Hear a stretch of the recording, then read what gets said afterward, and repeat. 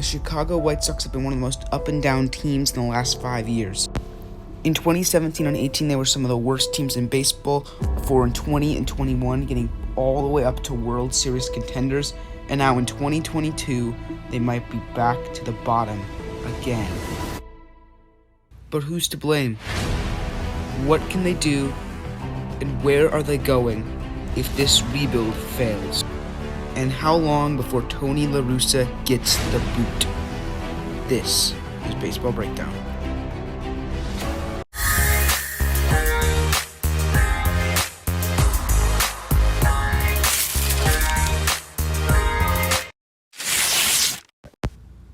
So let's head back to 2017. A year where they were awful, finishing with a terrible 67 and 95. The team's only two hitters with an OPS over 800 were Jose Abreu, who was doing his normal incredible stuff, and Avisail Garcia. And their rotation, which had the 5th worst ERA in baseball, was even worse, being led by Miguel Gonzalez and Jose Quintana. Derek Hill had arguably his career worst year with a 6.20 ERA, going 7-14. However, the team had Carlos Rodon, David Holmberg, Reynaldo Lopez, and Lucas Giolito, all young arms that were looking very promising. Next season, Miguel Gonzalez would be moved to the bullpen. Derek Holland was released and signed by the Giants, and the big move was trading Jose Quintana to the Cubs. While Quintana would never wind up being that great for the Cubs, they would forever regret that deal, as it wound up sending Eloy Jimenez and Dylan Cease to the White Sox, both of which are extremely promising young players, and Dylan Cease is even a Cy Young candidate this season. The team was certainly looking better as top prospect Yoan Moncada got called up, and Carlos Rodon, Lucas Giolito, and Reynaldo Lopez all joined the rotation. However, virtually everyone in their lineup would wind up with a down year, as Omar Narvaez and Jose Abreu were the only two players with OPSs above 750. And for Jose Abreu, whose 798 OPS was still a down year for him. Their rotation was led by Reynaldo Lopez, who finished with a very strong 3.91 ERA for his rookie season. Carlos Rodon was also pretty solid, posting a 4.18 ERA over 20 starts. Veteran James Shields had a little bit of an off year with a 4.53 ERA, and Dylan Covey and Lucas Giolito, at their young age, both were terrible, with a 5.18 ERA from Covey, and Giolito with a 6.13 ERA in 32 starts. He was awful. They wound up finishing with the 7th worst OPS and the 4th worst ERA in baseball, and wound up finishing an ungodly 62 and 100. The team would trade Joakim Soria to the Brewers and get two players. Neither would amount to anything. They would then trade Omar Narvaez for Alex Colomé, while Avisail Garcia and James Shields hit free agency. They would trade for Ivan Nova, while also signing John Jay, James McCann, and Alcides Escobar. The only rough move they'd wind up making is Jordan Romano would be sent for cash to Texas, which would wind up being a move they would regret. This season they were much better as rookie Yoan Moncada led the team with a 9.15 OPS, while Tim Anderson and Jose Abreu were still having solid years, as well as Eloy Jimenez. The four all had OPSs over 800 and over 15 homers. Tim Anderson was hitting .335. While this was all great, their rotation was not looking much better. Reynaldo Lopez would not have another great year, as he would turn around and have a 5.38 ERA. Recently signed Ivan Nova would have a 4.72 ERA, while Carlos Rodon would miss almost the entire season due to injury, and rookie Dylan Cease would also struggle with a 5.79 ERA. The only good thing they saw was Lucas Giolito with a 3.41 ERA going 14-9 over 29 starts. He wound up being a pretty good pitcher this year. The team actually wound up with the 8th highest batting average in all of baseball, despite having struggling OPS and struggling ERA. They would be better this year, finishing at 72-89. 2020 was a strange year for everyone, but this team would wind up finishing above 500 at 35-25. They would sign Yasmani Grandal and Edwin Encarnacion, as well as calling up Nick Madrigal. And on the pitching end, they'd sign Dallas Keuchel and call up Dane Dunning. The team would unfortunately again be without Carlos Rodon for a majority of the season, but young Lucas Giolito and Dylan Cease and Dane Dunning all were pretty good this season, finishing a combined 11-7, all with ERAs under 4. Ronaldo Lopez's 6.49 ERA was not promising to see him have back-to-back poor seasons, and Dallas Keuchel would be elite, finishing 6-2 with a 1.99 ERA. He'd wind up taking 5th in the Cy Young voting.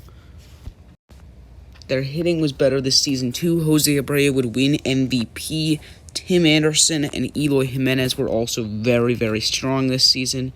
Nick Madrigal's a little bit underwhelming performance was a little disappointing, but they were still a very, very strong team this year and wound up making the playoffs. In the very strange 2014 playoffs, they would unfortunately wind up losing the Wild Card Series 2-1 to the Oakland A's, ending their postseason run, but leading up to a promising 2021. After they signed Lance Lynn, their rotation wound up looking like one of the best in baseball this season, with Lucas Giolito leading the way, followed by Dallas Keuchel, Lance Lynn, Carlos Rodon, and Dylan Cease.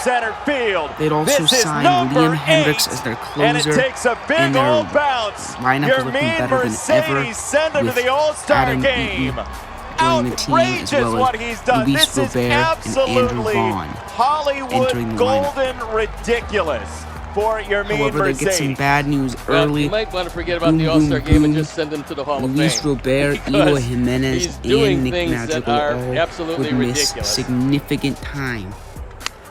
Nick Madrigal was in the midst of a much better season this year, but he would wind up having it cut short. Jose Abreu was a little bit underwhelming this season, only being able to put up an OPS of 831 coming off his MVP year. Yerman Mercedes was at the beginning raking in the majors, getting off to the start of an MVP candidate type season. However, it would quickly dissolve, and he would wind up finishing with only a 732 OPS in the minor leagues. He was definitely an early season helper, but now, at this point, he would be done. The young Luis Robert, when he came back, would be outstanding, finishing the year in just 68 games with 13 homers, hitting .338. Andrew Vaughn would be disappointing once again, and Yoan Moncada would again be disappointing, while Tim Anderson also had sort of a down year. However, the rotation was on point, with Lucas Giolito, Dylan Cease, both finishing with an ERA under 4, while Lance Lynn and Carlos Rodon, if they had been able to stay healthy for the whole season, would have been Cy Young candidates, finishing with a 269 and 237 ERA. Liam Hendricks would also be a strikeout machine, striking 113 in 71 innings and 69 appearances this year, while going 8-3 with a 254 ERA. The team also had young Michael Kopech playing very well.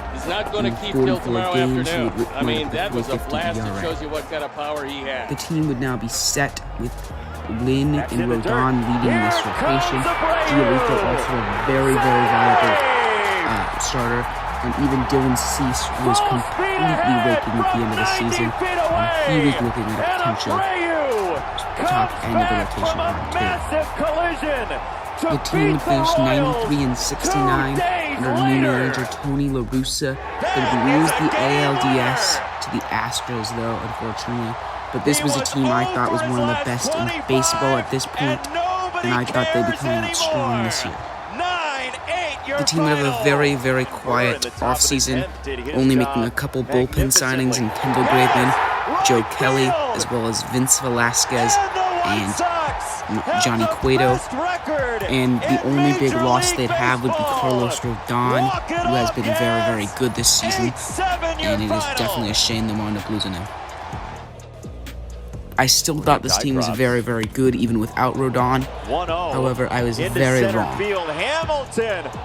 Dylan Cease has been a stud in the rotation with a 2.30 ERA and the strikeout per 9 of 13.1, leading baseball outside of maybe McClanahan. He is the best strikeout guy in baseball this season.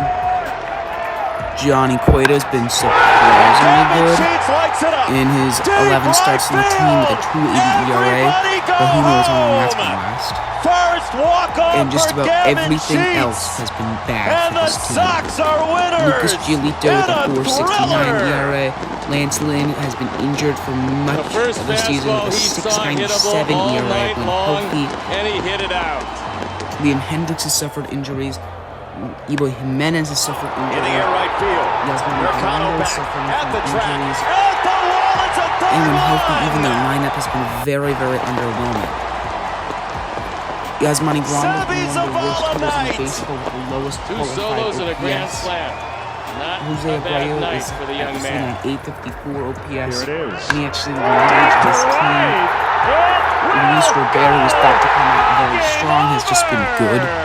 Tim Anderson has not been that great, despite a 313 batting average. He has got a 777 OPS.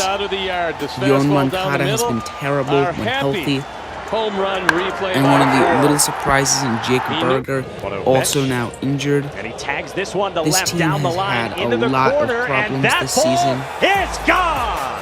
Pitching, hitting, injuries, you name it, everything seems to have gone wrong. This team is now tied with the Orioles, sitting at 500. And while they're only a couple games out from the wild card spot, they are expecting to be a pretty hands-down winner of the division. Many people blame it on Tony La Russa, and I honestly have no idea how he still has a job. And he took it out of the ballpark. Look, and what's next for this team? Well, it's going to be a tough period, possibly. They're losing Jose Abreu this offseason, as well as A.J. Pollock and Lance Lynn. Next offseason, they are losing Yasmani Grandal, Liam Hendricks, Lucas Giolito. They've got a weak farm system, and I really don't know what's next for them. They could wind up swapping Giolito or Lynn and wind up trying again next year to see if they can do it again. Or they might keep fighting and try to get into a wildcard spot this offseason. But one thing's for sure, they are not going anywhere. They're going to keep trying for this year or next year. And I think that this is a team that could bounce back and maybe make the playoffs even this season. It's been a wild last 5 seasons for the White Sox, and while it looks like this is another very frustrating era, I'm sure it's just a small patch. I think that they can get out of it. Thanks for watching, and this is Baseball Breakdown.